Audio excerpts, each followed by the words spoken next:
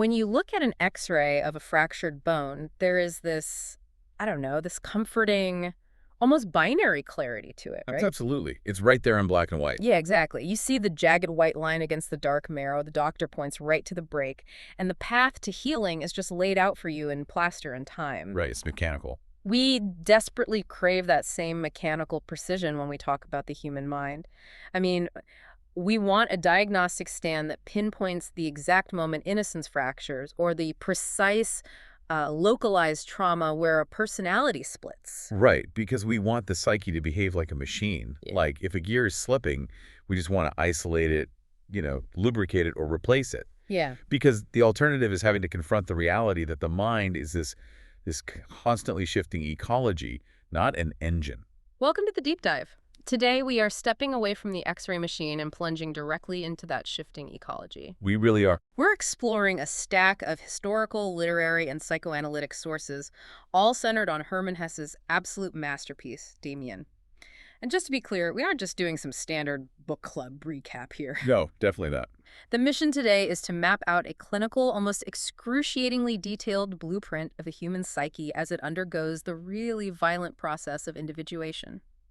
We're tracking the protagonist, Emil Sinclair, as his consciousness basically fractures out of the suffocating world of light and descends into a necessary darkness. And the context of this text is just so vital to understand before we jump in. Okay, let's unpack this. So Hesse didn't just sit down to write a standard coming-of-age story. He wrote Demian in the space of just a few frenetic weeks in 1917. Wow, weeks. Yeah, right in the middle of the First World War. And he was suffering from profound depression at the time. More importantly, he was actively undergoing psychoanalysis with Dr. J.B. Lang. And Lang was, he was a direct disciple of Carl Jung, right? Exactly. So what we actually have in this text is an artistic transcription of a legitimate psychoanalytic breakthrough. Oh, wow. Yeah, Hesse is actively wrestling with Jung's concepts of the shadow, the anima, and the agonizing integration of the self.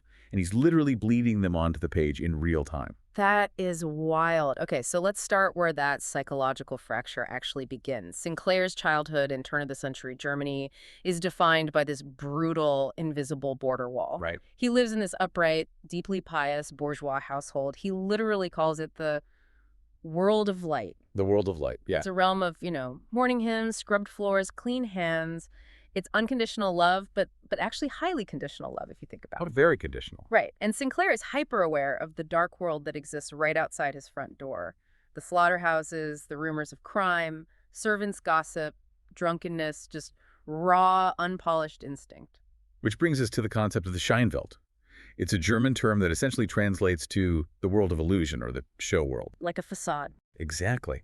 Our sources actually compare it frequently to the Hindu concept of Maya. The vital mechanism to understand here isn't just that the parent's world is nice.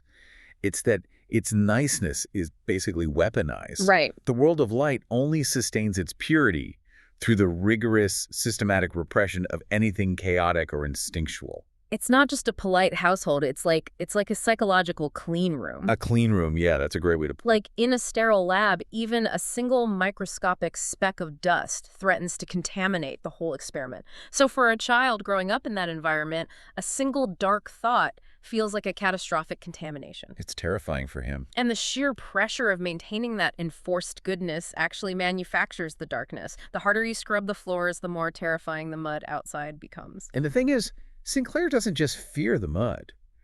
He feels an innate, terrifying resonance with it. He's drawn to it. Yeah, our clinical sources describe his state as a chronic vacillation. Because his ego hasn't fully formed yet, he's suspended between these two opposing polarities. Right. He loves the serene safety of his father's house, sure. But he possesses these aggressive, curious, libidinal impulses that simply have no vocabulary in the Scheinwelt. They're just not allowed to exist. Exactly. And because he can't reconcile his internal reality with his external environment, he suffers a massive ontological rift. I mean, honestly, this sounds incredibly similar to the modern phenomenon of toxic positivity, or, like living in a highly manicured gated community while secretly being fascinated by the wild, dangerous neon city just outside the walls. That's a perfect modern parallel. But let me push back on this a little bit. Isn't it natural for a kid to just be curious about the outside?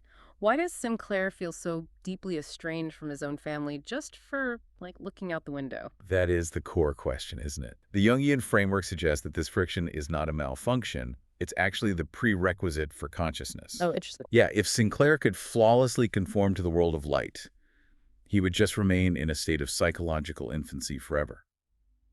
The ego actually requires conflict to differentiate itself from the collective. So the rift isn't a disease. No, it is the birth canal of the individual self. Wow.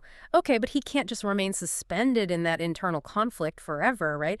The pressure builds up until it requires an external release valve. The clean room has to be breached. And it does get breached, dramatically. Yeah. So Sinclair is what, 10 years old? And he's desperately trying to negotiate his place among these older, rougher neighborhood boys. Right. And to mask his wealthy, sheltered insecurity, he invents this spectacular lie. He claims he and a friend stole an entire sack of apples from a local miller's orchard. A total fabrication. Completely made up. He crafts this detailed, cinematic heist story just to buy a momentary shred of street cred from a boy named Franz Kromer. Kromer is the absolute catalyst here. He's the son of an alcoholic, a boy entirely native to that dark world we were talking about. He lives in the mud. He does. And when Sinclair offers up this lie, Kromer immediately seizes the leverage. He casually informs Sinclair that the miller is offering a cash reward for the thief, and he threatens to turn Sinclair in. Which instantly paralyzes Sinclair. Utterly paralyzes him. The trap just snaps shut. Sinclair is blackmailed into servitude, he's forced to empty his piggy bank, and when that isn't enough, Kromer demands more. It never stops. Right. Sinclair ends up crossing the ultimate threshold. He actually steals real money from his parents to pay off Kromer for a crime he never even committed in the first place. He becomes a slave to this neighborhood bully. So, what does this all mean? Sinclair lied just to look cool. Why does this single lie completely sever him from his father's world? Well, psychologically, we are witnessing the eruption of the shadow. Okay, break that down for us. So in Jungian terms, the shadow isn't just a synonym for evil.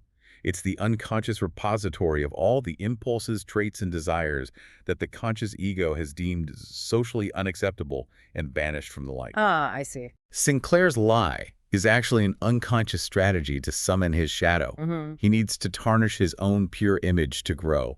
So Kromer is like the physical manifestation of that. Exactly. Kromer operates as the externalized physical embodiment of Sinclair's internal shadow.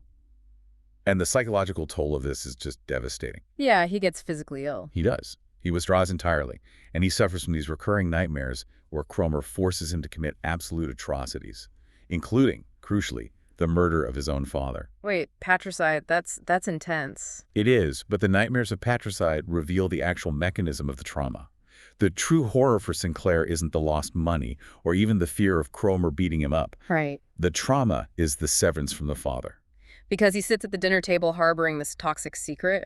He watches his parents sing their evening hymns, and he realizes his father, who is the ultimate patriarch, basically a stand-in for an omniscient God, is completely blind to his son's agony. The illusion of parental omnipotence is just shattered. This is a profound developmental milestone, and it's often highly traumatic. It's the moment the child realizes the parent is merely a mortal who cannot see into their soul. Wow. And the moment Sinclair realizes his father cannot detect his sin, he realizes his father cannot save him from it. Oh, man. It's like the expulsion from Eden, but with a horrifying twist. God didn't kick him out of the garden. Sinclair walked out, looked back, and realized God didn't even notice he was gone. That's beautifully put. Yeah. And terrifying. Right. He is utterly isolated, trapped in this self-made purgatory, just rotting from the inside out, waiting for a savior who isn't coming. But a savior does come. Just not the one he expected. Yes. Because he would likely have been completely consumed by this psychological blackmail if a disruptive force hadn't transferred to his school. Max Demian. Max Demian. He's the archetypal guiding spirit. The text describes him as having the face of an ageless sage, like a prince disguised among farm boys. He's completely unbothered by the schoolyard politics. Exactly. He exudes this effortless, quiet authority that completely bypasses normal social hierarchies. Demian observes Sinclair's terror, diagnoses the Kromer situation without Sinclair ever having to even explain it, and intervenes. It's almost magical. It feels that way. Through a confrontation that happens off-page, Demian just terrifies Kromer into permanent submission. The blackmail completely evaporates. Which is amazing, but the physical rescue from the bully is almost treated as a footnote. Right. Because Damian's actual function is to systematically dismantle the foundation of Sinclair's entire reality. They're walking home one day, and they start discussing the biblical story of Cain and Abel. And Demian bypasses the standard Sunday school interpretation entirely. Yeah, he proposes that the mark of Cain was never a divine curse placed on a murderer. Right. Here is where Demian introduces a radical Nietzschean transvaluation of values. Okay, unpack that term for us. So he argues that the masses, the herd, as Nietzsche would call them, are fundamentally terrified of exceptional strength, independence, and boldness. And Cain possessed these traits. He was a strong individual. Exactly. He was an evolutionary mutant, a being of superior intellect and will. And the weak, the evils of the world, recognized this superiority and were absolutely terrified. So they ganged up on him narratively. Yes, the herd enacted a psychological immune response. They couldn't defeat Cain physically, so they defeated him through the story. They branded his strength as evil and his distinction as a curse. Wow. In Demian's interpretation, the mark of Cain is actually the insignia of the elect, those who are destined to forge humanity's future by breaking its current rules. Here's where it gets really interesting for me. It's like taking the ultimate historical villain and flipping the script so he's actually the misunderstood visionary. Right. But isn't this just a dangerous rationalization for bad behavior? If you take the first murderer and rebrand him as a hero, you are playing with fire. I mean, isn't this the exact psychological rationalization used by every narcissist and sociopath? Like, I didn't do anything wrong. The rules of you weak-minded sheep simply don't apply to my genius. It's a very valid concern. It sounds like a philosophical blank check for monstrosity. It is a razor-thin line. But Hesse navigates it by anchoring it deeply in Nietzsche's concept of moving beyond good and evil. Okay. Demian is not advocating for chaotic hedonism or sociopathy. We need to be clear about that. He is critiquing the herd instinct. The blind conformity. Exactly. The unthinking conformity to bourgeois morality that suppresses the human spirit. Demian is telling Sinclair that his dark thoughts, his questioning of authority, his alienation, these aren't symptoms of damnation. They are the growing pains of a superior consciousness. That shifts the perspective entirely. It does. But the danger you mentioned is very real, which is exactly why Sinclair's immediate reaction to this idea isn't joy, it's absolute terror. Because it's too much responsibility. Yes. Kierkegaard called it the dizziness of freedom. When you realize the rules you've been terrified of breaking are actually just arbitrary constructs created by frightened people, the sheer vastness of your own responsibility is crushing. It's overwhelming for a child. Yeah, once Demian removes the external threat of Cromer, Sinclair is faced with this terrifying expanse of freedom, and he immediately retreats. He sprints right back into the psychological clean room. He really does. He confesses the stolen money to his parents while conveniently omitting the complex truth about Cromer, of course. Of course. And he regresses into a state of infantilization. He chooses the suffocating warmth of dependency over the freezing, lonely altitude of being one of the elect. He tries to unring the bell, but the psychological architecture of his childhood has already sustained structural damage. You can patch the drywall, but the foundation is cracked. Exactly. And when Sinclair is eventually sent away to a boarding school in Stuttgart, he is physically removed from the geographical anchor of his parents' house. And that's when the facade collapses completely. We enter a period of profound descent. Isolation acts as a solvent on his fragile ego. Without the external boundaries of his father or the guiding intellect of Demian, Sinclair is just adrift. He crosses paths with an older student, Alphonse Beck. And Beck basically operates as the new ambassador to the dark world. Right, the tavern life. Sinclair gets drunk for the first time, and it acts as an anesthetic for his ontological pain. He dives headfirst into rebellion. He becomes the cynical, sarcastic ringleader of a group of boys who just spend their nights stumbling through taverns. He's racking up debts, his academic performance flatlines. He flirts aggressively with expulsion. It's a complete nosedive. But psychoanalytically speaking, this descent is not merely a failure of character, it is a vital reconnaissance mission into the shadow. A reconnaissance mission. Yes. Jung theorized that one cannot achieve wholeness by simply ignoring the dark half of their nature. You have to face it. Sinclair is submerging himself in the exact chaotic impulses his parents' world demanded he repress. But he's not doing it in a healthy way. No, he is stuck in a negative feedback loop. He is identifying entirely with the shadow, which is just as imbalanced as identifying entirely with the light. Right, because he's acting out of a desperate need to rebel rather than an authentic expression of his inner will. Exactly. And the proof that this rebellion is hollow is that he refuses to participate in the sexual exploits his tavern friends constantly brag about. That's a huge detail.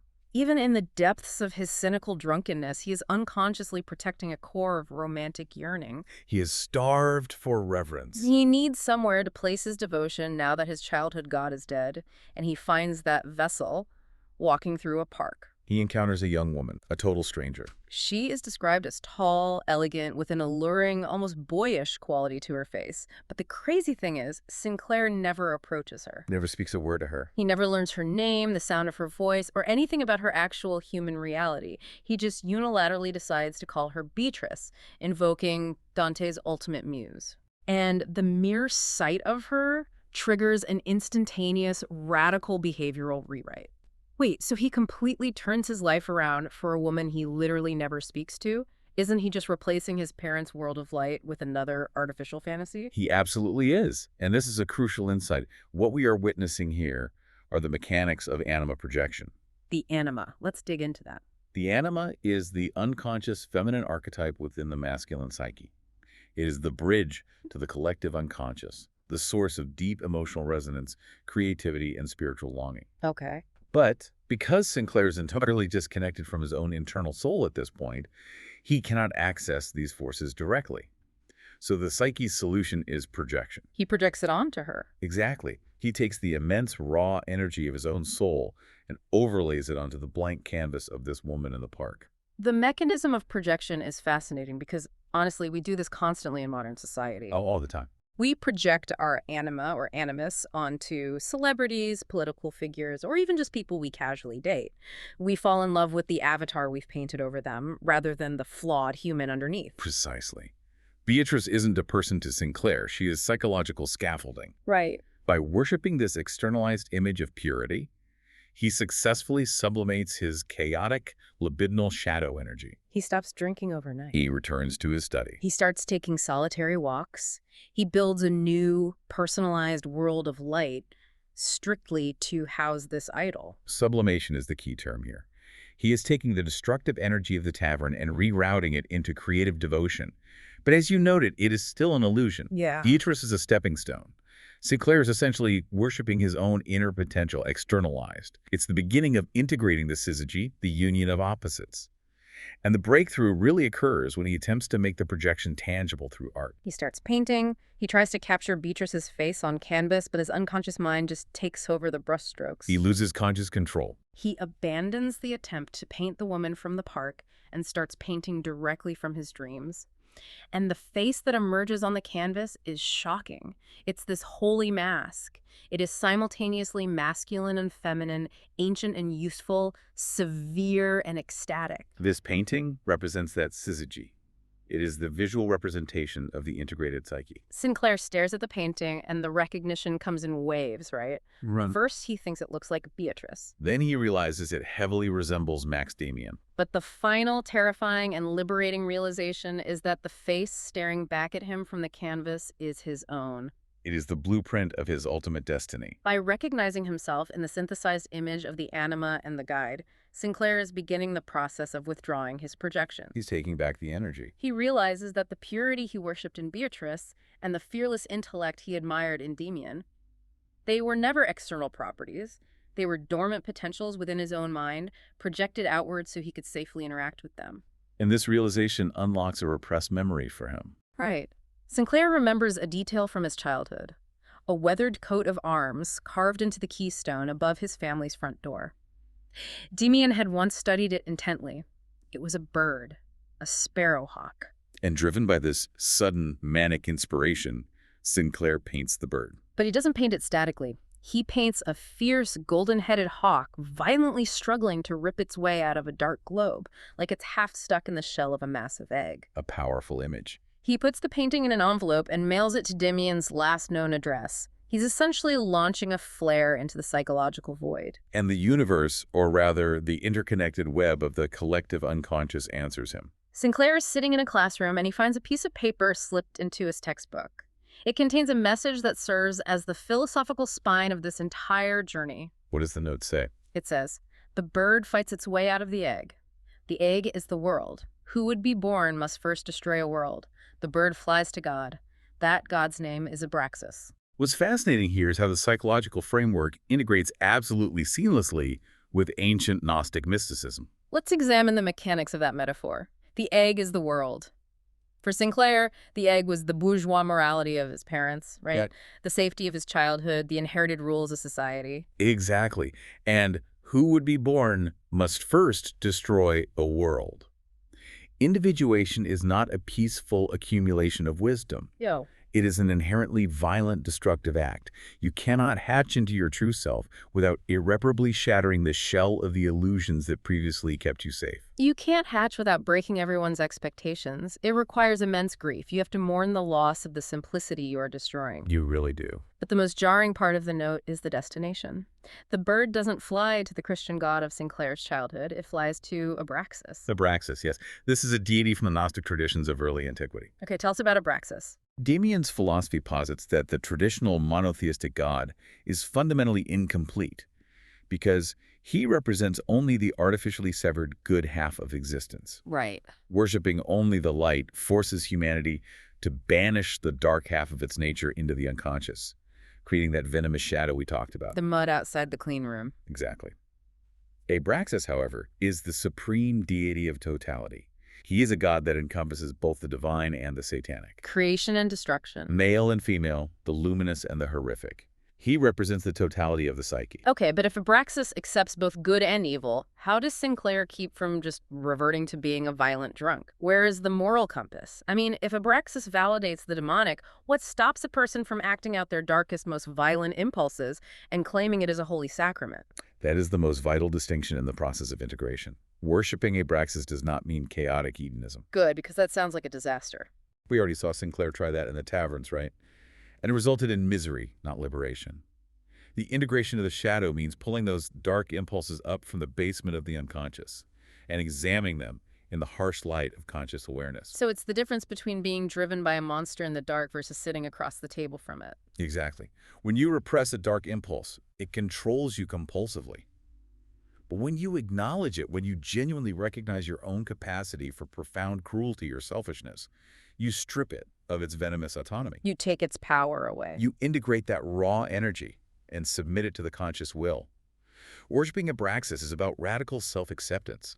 A person who has truly integrated their shadow doesn't need to commit atrocities to prove they are free. Because their morality is no longer a fragile performance born of fear. Right. It is a conscious choice made by a whole, terrifyingly capable being. Wow. Okay, but to navigate the sheer weight of this theology, Sinclair needs a new guide. And the text introduces him in a way that feels almost predestined. It really does. Sinclair is walking aimlessly through the cold winter nights, and he hears the sound of an organ bleeding out of a locked church. The music is desperate, passionate, and searching. It speaks to him on a soul level. Sinclair stands outside in the freezing cold night after night, anchored to the sound, until he eventually stalks the organist to a local tavern. He sits down next to this total stranger and, without any introduction, just drops the word Abraxas. And the organist, Pistorius, is stunned. I bet. Pistorius is this brilliant, eccentric outcast. He was a theology dropout who abandoned his path because he found the orthodox dogma suffocating. He's an antiquarian, deeply obsessed with ancient mystery cults and esoteric religions. So he becomes the essential intellectual bridge for Sinclair. Exactly. Demian awakens Sinclair's intuition, but Pistorius provides the actual scholarly vocabulary and the philosophical framework to process it. They sit in Pistorius's dimly lit room, staring into the embers of a fire, and Pistorius teaches Sinclair about the phylogenetic psyche. Right, the phylogenetic psyche. This is the concept that the human mind carries the entire evolutionary history of the species within it. Just like how the human embryo briefly exhibits gills before developing lungs. That's a perfect analogy. Pistorius explains that every god, every demon, and every myth that has ever existed in human history is currently dormant within Sinclair's own soul. That is heavy. It validates Sinclair's bizarre dreams and dark impulses, proving they are not symptoms of madness, but expressions of an ancient collective heritage trying to make itself conscious. Pistorius tells Sinclair that their conversations are like gentle, persistent hammer blows on the same spot, peeling off layers of skin, breaking eggshells. But the dynamic of mentorship is complicated here. It is, because even as Sinclair is absorbing this profound wisdom from Pistorius, he finds himself thrust into the uncomfortable position of being a mentor to someone else. A younger, deeply disturbed classmate named Nauer. Right. Nauer latches onto him, and Nauer operates as the psychological mirror of regression, doesn't he? He really does. Nauer is a neurotic mess. He is obsessed with achieving absolute spiritual purity through white magic and extreme asceticism. He is desperately trying to castrate his own natural adolescent sexuality. Which is exactly what the world of light tried to do to Sinclair. Exactly. Right. And Nauer views Sinclair as some sort of enlightened guru and begs him for the secret to mastering the flesh. And Sinclair is viscerally repulsed by him. He tells the boy, essentially, I have no secret. You have to find your own way. Sinclair's repulsion is highly diagnostic. Yeah. We are often most repulsed by the traits in others that mirror our own unresolved weaknesses. Oh, totally. Nauer represents the exact trap Sinclair just escaped, the desperate, doomed attempt to amputate the shadow to maintain the illusion of purity. But Sinclair's growth is proven a few nights later.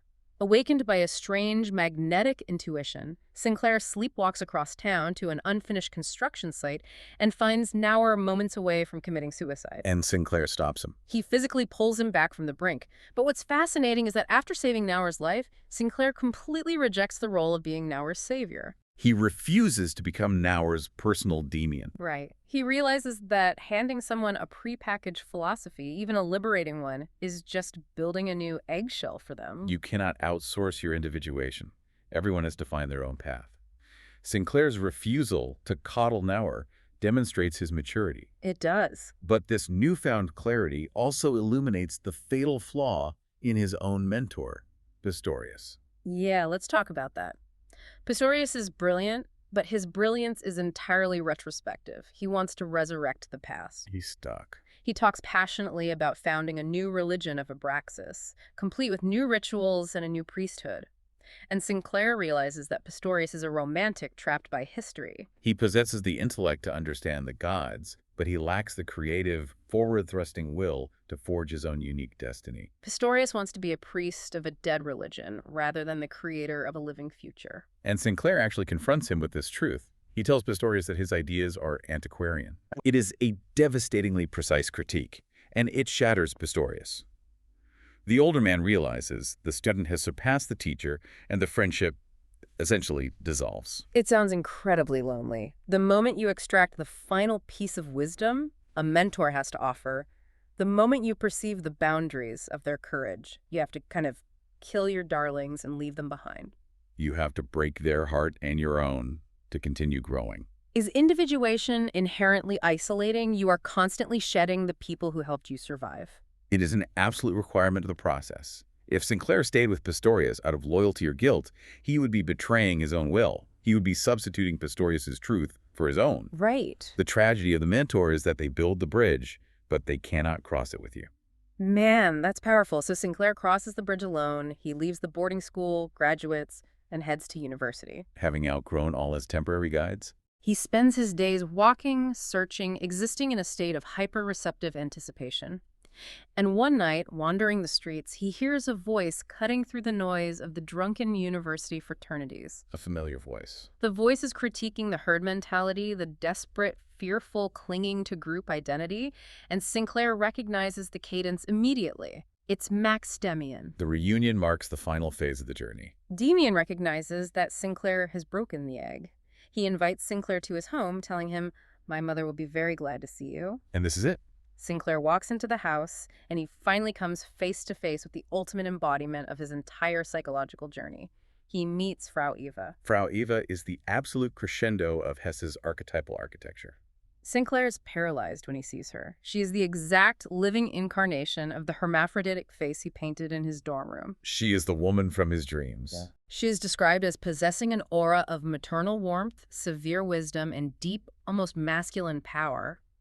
She greets Sinclair not as a stranger, but as a traveler who has finally arrived at his predetermined destination. She transcends the role of a human character here. But is Frau Eva a real person, or just a psychological fantasy made flesh?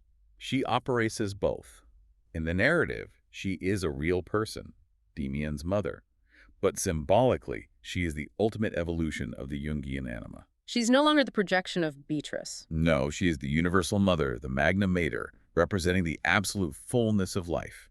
Symbolically, she is the representation of the self, the fully integrated psyche where the conscious and the unconscious, the light and the dark, are unified. And Sinclair is absorbed into their world. He joins a small, hidden community that revolves around Demian and Frau Eva, known as the Bund. The Brotherhood. It's a brotherhood of seekers, outcasts, and intellectuals who all bear the mark of Cain. They are the awake amidst a world of sleepwalkers. And the contrast between the Bund and the outside world becomes the central tension of the final act. Because while Sinclair is inside this house experiencing profound spiritual awakening, the continent of Europe is rotting from the inside out. Hesse is explicitly diagnosing the historical moment here. It is the eve of the First World War. Demian observes the frantic nationalism, the fraternities, and the political alliances forming across Europe, and he identifies the psychological pathogen causing it. The herd instinct. The herd instinct, exactly. And Demian's critique of the herd instinct is chillingly relevant right now. The herd instinct Demian talks about people flocking to fraternities and nations out of fear sounds exactly like how people act today when they're terrified of being individuals. It's the same mechanism. They flock together out of sheer terror. They are terrified of the responsibility of being individuals, so they join a faction, adopt its slogans, and outsource their thinking. It is the exact psychological mechanism behind modern echo chambers and hyper-partisan tribalism. We sacrifice our individuality for the illusion of safety within the mob. Which is why we have to impartially observe how dangerous this is. Demian prophesies that this massive repressed fear will inevitably manifest as a cataclysm. A society built on the suppression of the individual will simply cannot sustain itself. It's going to blow. The collective shadow of Europe is a beast that has been chained in the basement for a century, and when the chains break, the resulting explosion will be apocalyptic. And the Bund understands that their role is not to prevent this collapse. Because the old world must be destroyed for the new one to be born.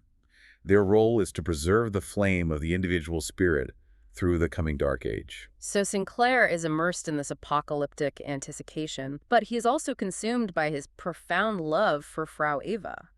He worships her. He desires her romantically. But Frau Eva enforces a strict psychological boundary. She won't let him passively worship her. No. She tells him that he cannot simply long for her. He must use his inner will to draw her to him. She refuses to be just another external savior. She operates as the Gnostic Sophia, the embodiment of divine wisdom. She is a priestess of the will.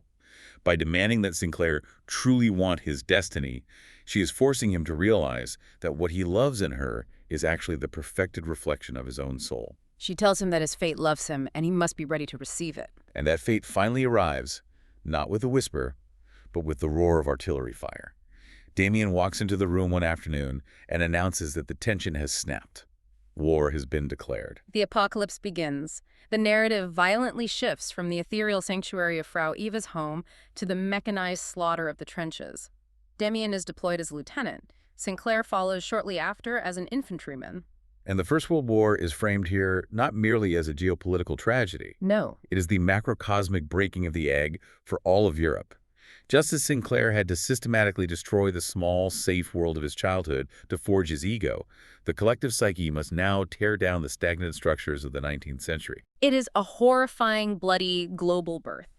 Sinclair survives the trenches for a time, viewing the carnage through the philosophy of Abraxis creation and destruction, locked in a brutal embrace. But inevitably he is wounded. He is severely wounded by artillery fire, he loses consciousness in the mud, and when he finally wakes, he is lying on a thin mattress on the floor of a cavernous, dimly lit military hospital. He turns his head, and lying on the mattress right next to him, fatally wounded, is Max Demian. It is the culmination of the entire psychoanalytic process. Demian looks at Sinclair, and for the first time since they were children, he brings up Franz Kromer. He reminds Sinclair of where this entire journey started with a terrified boy paralyzed by a lie. Full circle.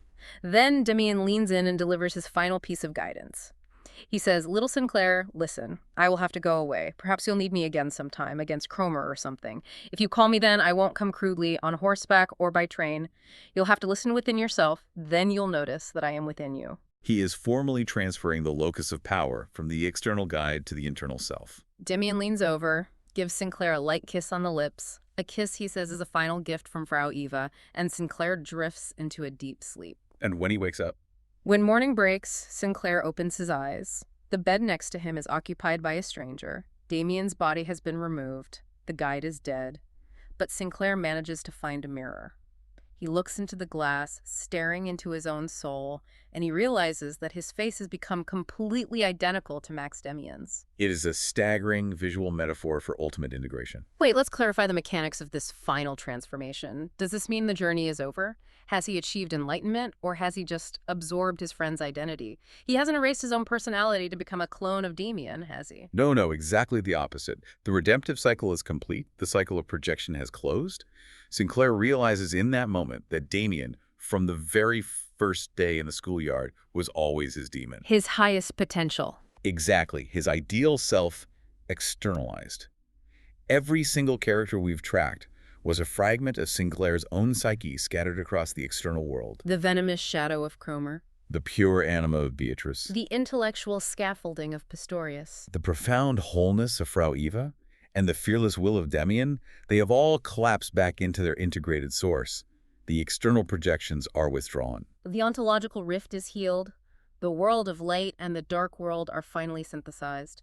Emil Sinclair is completely, terrifyingly, entirely himself.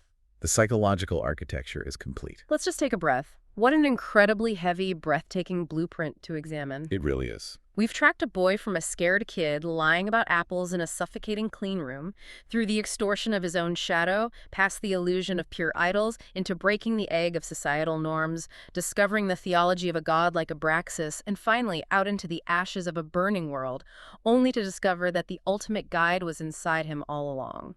It remains one of the most uncompromising roadmaps to the integrated self ever written. As we climb out of this deep dive, I want to leave you with a provocative final thought to mull over regarding that metaphor of the egg.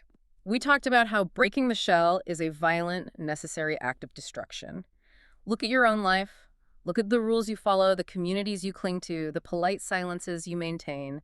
If the egg is the world, and breaking it is the only way to be born into your true self, how much of what you currently consider good and moral and safe in your own life is actually just the shell of an egg that you are simply too afraid to break? A vital question for anyone trying to wake up. Subscribe to Near Ready Podcast for more podcasts.